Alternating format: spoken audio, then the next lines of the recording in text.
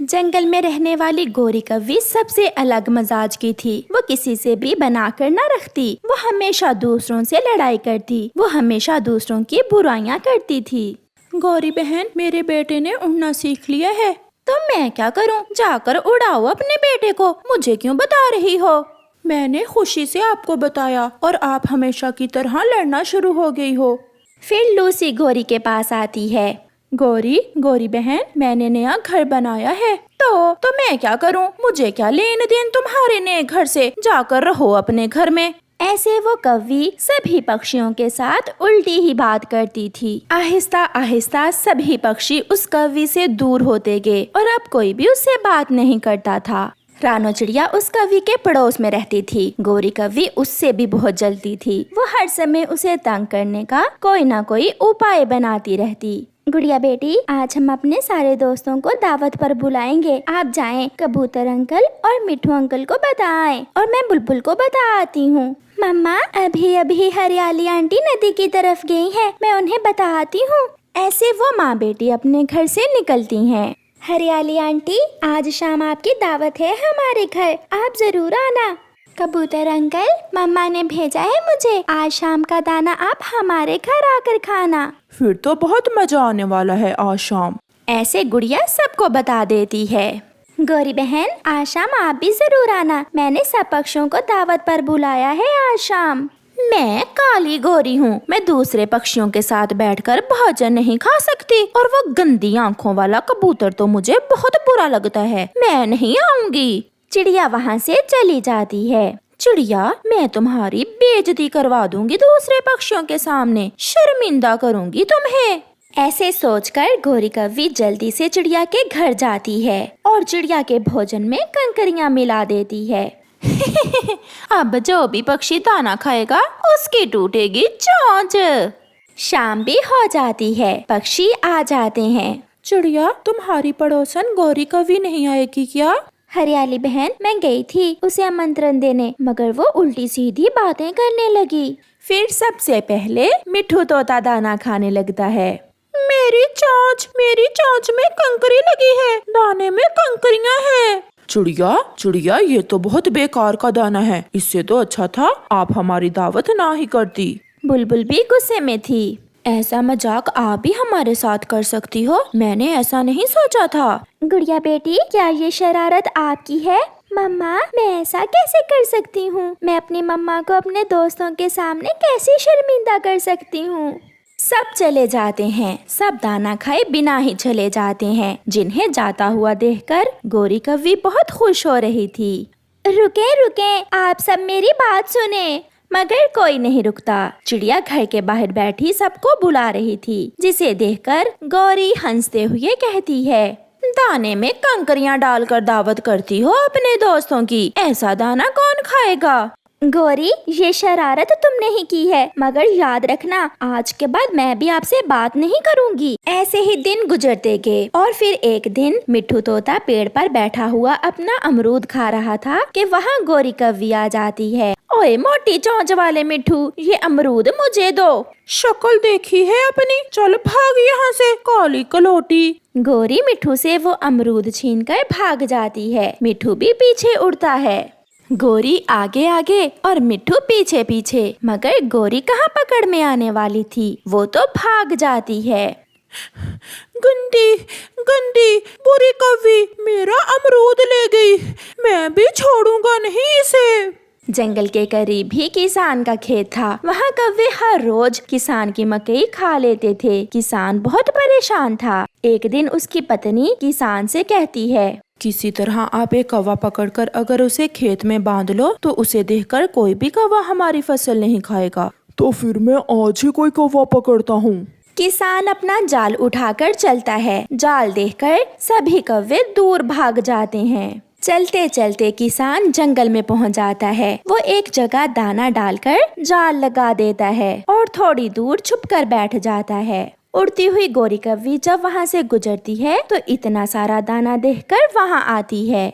आज तो बिना मेहनत के ही भोजन मिल गया, पेट भर के खाती हूँ। गोरी अभी बैठी ही थी, किसान अपनी रस्सी खींच लेता है और गोरी कौवी जाल में फंस जाती है। भागकर किसान भी पहुंच जाता है। छोड़ दो मुझे इंसान, मैं तुम्हारे किसी काम की नहीं हूँ। कोई चिड़िया पकड़ो या कोई सफेद कबूतर, प्लीज मुझे छोड़ दो। मुझे तुम्हारी ही जरूरत थी। काली कौवी, चुप करके बैठ जाओ।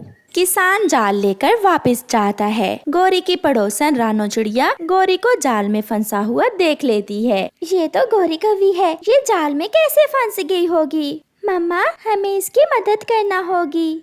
चिड़िया भागी भागी मिट्ठू के पास जाती है। मिट्ठू मिट्ठू, जल्दी चलो मेरे साथ, किसान ने गोरी को पकड़ लिया है। अपनी तेज चोंच से तुम वो जाल काट दो। मगर चिड़िया बहन, कल उसने मेरा अमरूद छीन कर खा लिया था। वो मुसीबत में है मिट्ठू, हमें उसकी मदद करना होगी। चिड़िया की बात मानकर मिट्ठू उसके साथ चला जाता है। किसान ने कौवी की टांग को रस्सी से बांधकर पेड़ से बांधा हुआ था। मिट्ठू चुपके से जाकर वो रस्सी अपनी तेज चोंच से काट देता है और गोरी उड़ जाती है। वो बहुत शर्मिंदा थी क्योंकि वो हमेशा दूसरों से लड़ती थी, मगर आज उन्हीं पक्षियों ने उसकी जान बचाई थी। मिट्ठू, मेरे भाई, चिड़िया, मेरी बहन, मुझे माफ कर दें। मैं फिर कभी आपसे लड़ाई नहीं करूँगी। पहले मेरा अमरूद मुझे ला कर दो, फिर माफ करूँगा। फिर वो सब हंसने लग जाते हैं। माँ, मैं नहीं नदी पर जाऊंगी। वो दुष्ट कौवा मुझे बहुत तंग करता है। मुझे देखते ही वो सीटियाँ बजाने लगता है और तरह तरह के गीत गाता है। पिंकी मेरी बेटी, ऐसे कौवों से डरते नहीं बल्कि मुकाबला करते हैं। अगर ऐसे कौवों से डरोगी तो जिंदगी बहुत मुश्किल हो जाएगी। फिर पिंकी कौवी अपनी माँ का कहना मानकर नदी पर पानी पीने चली जाती है।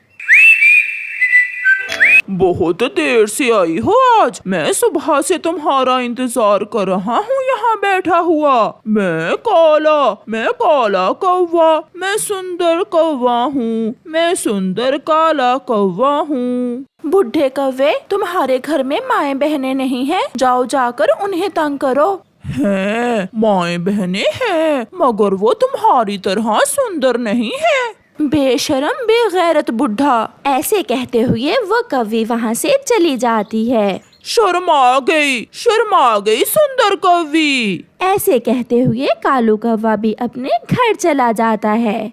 ओए कालू, तुम सुबह से गए हुए हो और भोजन भी नहीं लाए। कहाँ थे तुम सुबह से? गोरी, क्या बताऊं, रानो चिड़िया को बहुत तेज बुखार था। उसने मुझे अपनी दवा लेने भेजा था। कोई नेकी का काम भी मुझे कर लेने दिया करो। कौवे ने अभी इतना कहा ही था कि चिड़िया भी वहाँ आ जाती है। गोरी बहन, मेरा कुकुर दाना नहीं खा रहा, क्या कोई फल घर में है? अगर है तो मुझे दो। चिड़िया को देखकर कालू कौवा तो डर जाता है। वो अपना मुंह दूसरी तरफ कर लेता है। चिड़िया, मेरे घर में फल कहाँ से आएगा? ये नखट्टू तो दाना बहुत मुश्किल से लाता है। चिड़िया खाली हाथ वापस चली जाती है। झूठे, तुम तो कह रहे थे कि चिड़िया को तेज बुखार है। वो तो अच्छी भली थी। गोरी, जब भी झूठ बोलता हूँ पकड़ा जाता हूँ। मैं कल ले आऊँगा तुम्हारे लिए भोजन।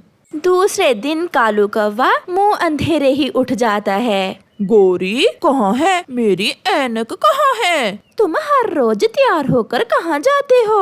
आज मेरे पुराने दोस्त की शादी है। मैं दोस्त की शादी पर जा रहा हूँ। कालू कौवा सूट बूट पहनकर तैयार हो जाता है। पत्नी जी, थोड़ी सी खुशबू भी दे दो। कई दिन से नहाया नहीं हूँ, इसलिए गंदी बू आ रही है खुद से। फिर कौवा अपने घर से निकलता है। वो सीधा नदी पर जाता है। कबूतर चाचा भी नदी पर था, उसने पानी पी लिया था। कालू, जल्दी से पानी पियो और यहाँ से चले जाओ, क्योंकि फीमेल पक्षियों के पानी पीने का टाइम हो गया है। तुम जाओ, मैं तो नहीं जाऊँगा। मुझे सब पता है, तुम यहाँ क्यों बैठते हो।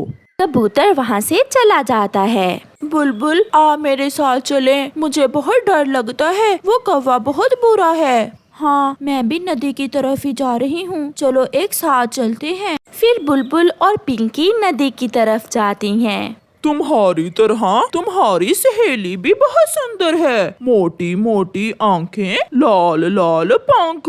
न जाने तुम मुझसे इतना डरती क्यों हो? सहेली, तुम पानी पियो और इसकी बातों पर ध्यान न दो। ध्यान तो देना पड़ेगा पिंकी। कभी गौर से देखो तो मैं किसी से कम नहीं हूँ। मेरी रंगत तुमसे ज्यादा काली है और चोंच तुम जैसी तेज। इतने में वहाँ चिड़िया भी पानी पीने आ जाती है। चिड़िया को देखकर कालू कौवा झाड़ियों में छुप जाता है।